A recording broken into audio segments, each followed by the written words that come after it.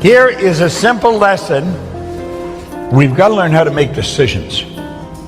And most people don't know how to make decisions.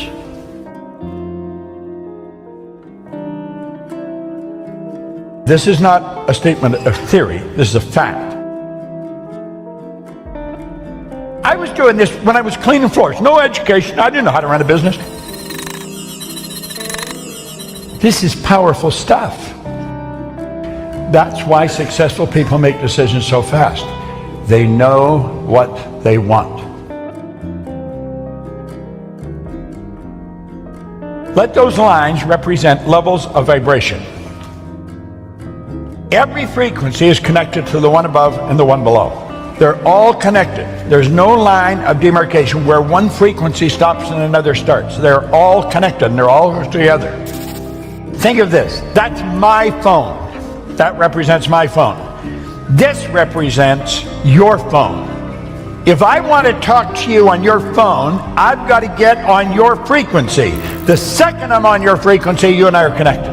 It doesn't matter where you are in the world. If I dial your number, boom, like that, I'm connected to you.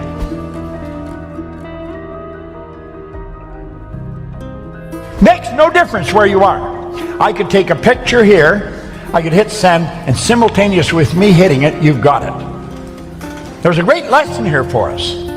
We seem to have a basic understanding of this. I think what I'm saying here, everyone in the room understands this when we're using our phones. However, when it comes to life, we get lost. We don't seem to understand it. Well, let's try and understand it with respect to decisions. We operate on frequency. My voice is being amplified on a particular frequency. You and I think on frequencies. Thought is energy. Do you know your thoughts are the most potent form of energy there is? Your thought would make the laser beam look like a toy. You'll have a friend a long ways away from you, and you're thinking about them a lot, and damn if the phone doesn't ring, it's them. You see, you're thinking, your thoughts activated cells in their brain that got them thinking of you, and they phoned you. We do this all the time, okay?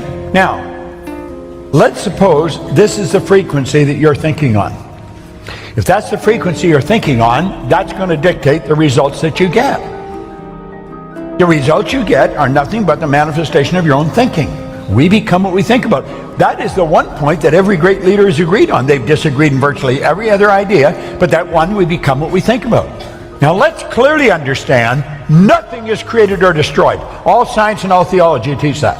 All the ideas, it's all the knowledge there ever was or ever will be is omnipresent. It's all here. We didn't have to get it. We've already got it. What we got to do is tune into it. So let's say that's where we want to go. This is where I am. That's where I want to go. How do I get there? Well, I'll say I'm going to do that. This is where the average person's thinking. You can relate to that. I'm going to do that as soon as the kids are out of school. That's not going to do it. I'm going to start my own business as soon as I get the money. And you know, you do that, and pretty soon the decision fades, and then the goal fades. Why? Well, you didn't get the money, so you couldn't do it. Problem was, you didn't have the money. You talk to anybody that's high in finance, and they'll tell you the money is never the problem. Ideas are the problem. You got the right idea, you'll always find the money. Well, you see, we're thinking down here on this frequency. Your mind and your thoughts are down here on this frequency. What you want is up here on a higher frequency. You cannot get what you want up there while your thoughts are down here. Your mind and thoughts must focus on the same frequency as what you want. If you want it, it's already here.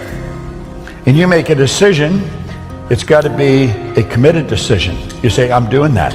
Now, the second you make a committed decision, everything starts to change. You begin to think and act like the person you want to become. You stop thinking down there, you're thinking up here now. You're thinking on a higher frequency. Want is the only prerequisite for making a decision. Doesn't matter whether you have the money, but do you really want it? If you really want it, you will get it. But you've got to really want it. Yet you also have to understand that everything you need is here. But you've got to be specific.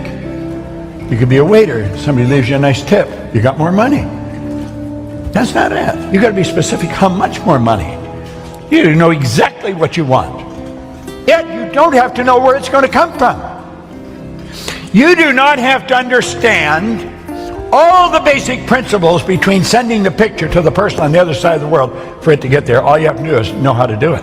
Want is the only prerequisite for making a decision. That is so important, you should write it down. Write it somewhere that you're going to see it often. Maybe get a sign and put it up in your house. This is such powerful information, you'd think it would be taught in all schools. The truth is it's not. It's rather sad because it can be, but it's not. You only have to know what you want. It doesn't matter whether you've got the money. That makes no difference. It doesn't matter whether you've got the resources. That doesn't make any difference. It doesn't matter if you know the right people. It doesn't make any difference. Now this sounds so preposterous to a person that's never studied this. Listen, the money is here. You know that song, Love is in the Air? You know the song? Well, change the lyrics. The money's in the air. It is. When you're in harmony with it, you will never stop it flowing to you. Money goes where it's invited, and it stays where it's welcome. Listen to most people. The way they talk about money, you think it was the worst stuff in the world. I get so sick of it. I just never have enough money. Well, they're getting very angry. Hey, why don't you change your attitude? Now, you see, that really sounds stupid. Here they are, they're in need of money, and somebody says, change your attitude. They don't even know what attitude is. Yet it sounds like we need so much more than attitude change, but really, that's all I changed. So you've got to understand what attitude is. See, there's a power flowing to and through you, Daisy. It's flowing right into your consciousness. It has no form.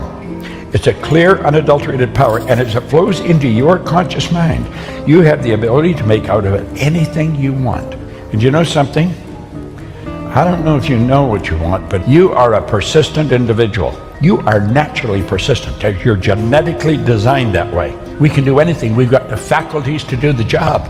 Most of us are going by what we hear, see, smell, taste, touch. But your lessons come from your inside world, not outside, inside. And you have to use your higher faculties. Perception, the will, reason, imagination, memory, intuition. Want is the only prerequisite for making a decision. You've got to get this, burn this into your mind. You don't even have to understand this in any depth. Just accept it. If you really want it, that's all you need. You don't need the money. You don't need to know how you're going to get it. You don't need to know any of that stuff. But you've got to really want it. You've done this. You've done this in different times, not really understanding what you've done. Look at this. Paradigms in cybernetics. Anybody that's read Psycho-Cybernetics was written by Napoleon Hill. It is so good. Cybernetics is the science of control and communication in the animal and some machines. Cybernetic controls your thermostat, or the thermostat controls the house. The cybernetic system's in the thermostat. It'll change the temperature of the house. It'll turn the heat on, turn it off, turn the air on, turn it off. Automatically, when you deviate from the set goal. Goal's maybe to have the house at 69 or 70.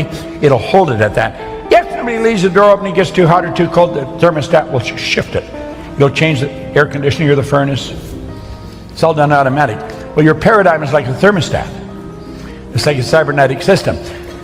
Paradigms in cybernetics are both control systems. They operate essentially on the same principle. Both maintain a definite course of action and will not deviate from the course that has been established. Well, most people's paradigm has them working toward a bad end. Most people's paradigm has them working toward debt. Most people's paradigm has them working towards dumb jobs. You must alter the paradigm if you desire to achieve improved results. A company operates on a paradigm. A country operates on a paradigm. It's called culture. You have a culture in your family. The family has a paradigm. Family operates a certain way. Well, this is something the family always does. And if one of the kids wants to go off, what the hell are you doing? We've always done this. It's a family. Oh. Let me let you in on a secret, Dad. I'm changing the paradigm. You got to be strong, but if you're going to be strong, you got to be aware. Awareness is power. We're going to become aware. School focuses on the intellect. the degree.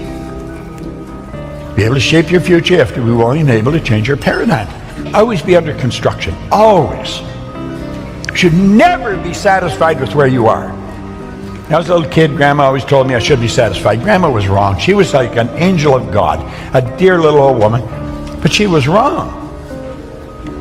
Your results should always be under construction. You always want to be improving them. Now you got to ask, are you ready to change?